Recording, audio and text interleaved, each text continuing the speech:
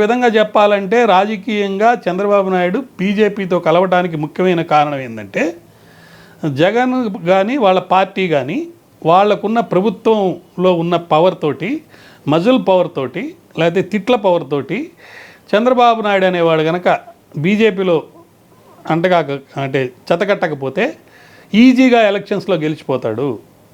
అదే బీజేపీ పవన్ కళ్యాణ్ కనుక కలిసి ఉంటే, బీజేపీ సెంట్రల్లో ఉంది కాబట్టి ఎలక్షన్ కమిషన్ ద్వారా ప్రొటెక్షన్ అనేది వీళ్ళకి ఉంటుంది.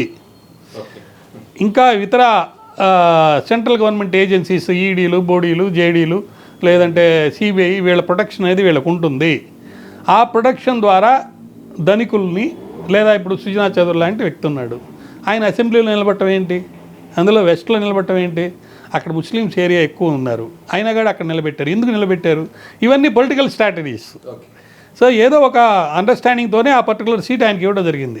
మాజీ కేంద్ర మంత్రిగా చేసిన ఆయన తీసుకొచ్చి అక్కడ పెట్టారు అని అంటే ఒక స్ట్రాటజీ ఉంటుంది. అది ఆర్థికమైన స్ట్రాటజీనా, లేకపోతే బీజేపీ యొక్క ప్రొటెక్షన్ కోసమా, లేకపోతే అక్కడ నిలబెట్టి ఆయన్ని గెలిపించి ఆయన్ని మంత్రి ఇచ్చి ఆయన ఏదో ఒక మంచి హోదాకు తీసుకెళ్లాలన్నా అనేక విషయాలు ఉంటాయి. ఈ స్ట్రాటజీలు జరిగేటప్పుడు ఎలక్షన్ కమిషన్ మీద వాళ్ళ యొక్క డ్యూటీ చాలా సీరియస్గా చేయాల్సిన పరిస్థితి ఉంది ఆంధ్ర రాష్ట్రంలో. సో అదే కనుక జరగకపోతే ఎలక్షన్స్ అనేది డెమోక్రటిక్గా జరగవు. శేషన్ లాంటి వాళ్ళు కావాలి. శేషన్ కంటే ఇప్పుడు ఎలా ఉందంటే, శేషన్ గారు డెసిషన్ తీసేసుకునేవాళ్ళు, సింగిల్గా ఉండేవాళ్ళు, డెసిషన్ టక్కని తీసుకొని జరిగింది అనే ఉద్దేశంతో ఒక డెసిషన్ తీసుకొని ముందుకు వెళ్ళిపోయేవాళ్ళు. అది చాలా స్పీడ్గా, చాలా యాక్టివ్గా, తర్వాత ఆయన చేసిన చర్యను ఎవరు కాదనేవాళ్ళు కాదు. హార్ష్గా ఉన్నా కానీ రియాలిటీగా ఉండేది, ఆనెస్ట్గా ఉండేది అని చెప్పి ఒక పేరు వచ్చింది. ఇప్పుడేంటి, ఎక్స్ప్లెనేషన్లు అడగటం మొదలుపెట్టారు. నువ్వు ఇది చేసావంట, నువ్వు అది చేసావంట. ఇప్పుడు కలకత్తాలో చూడండి ఏం జరిగింది. ఎలక్షన్ కమిషను గవర్నర్కి నోటీస్ ఇచ్చింది.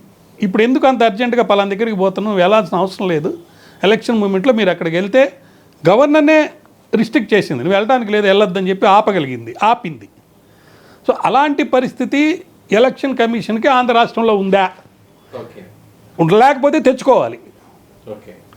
ఒక వెస్ట్ బెంగాల్లో ఎలక్షన్ కమిషన్ చేసిన పని గుర్తెరగాలి. ఇక్కడ ఇంత సీరియస్గా రెండు పార్టీలు కూడా హోరాహారీ యుద్ధాలు చేస్తుంది.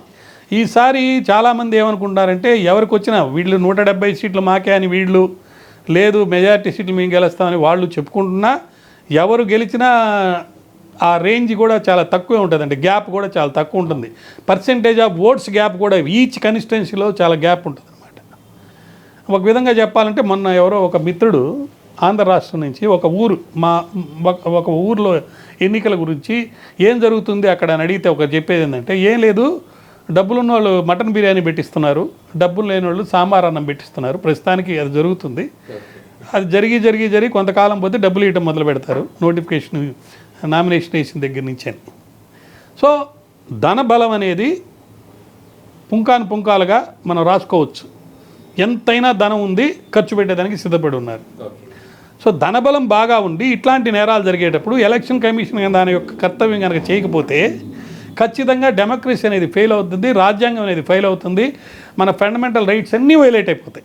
కాబట్టి నా ఉద్దేశం, నా యొక్క రిక్వెస్ట్ ఏంటంటే, ఎలక్షన్ కమిషన్ ఒక స్టేషన్ లాగా, లేకపోతే చాలామంది ఇంకా పవర్ఫుల్ ఆఫీసర్లు ఉన్నారు. ఎవరో ఎందుకు, ఇప్పుడు మనం కలకత్తాలో ఆఫీసర్ అనుకున్నాం, గవర్నర్కే ఇచ్చేసాడు.